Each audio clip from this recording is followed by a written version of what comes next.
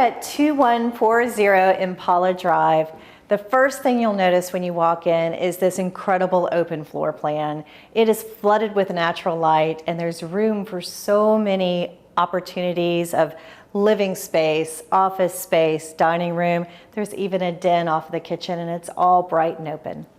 So just off of the living room, you have this beautiful open concept with dining room, den, all open into this lovely updated kitchen. And then my very favorite part is right outside. So check this out. This space is huge. You have room for giant couches. You can have a full-size dining table. You could still have room for play. You could even make it a home office. This has a special spot for your big green egg. And you have so much privacy out here that you can be out and you're not seeing your neighbors.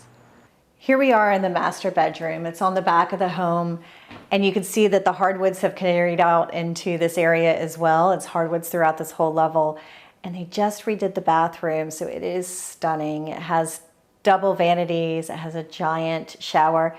The room has double closets, which you don't often find in this era of home, and it overlooks this beautiful backyard.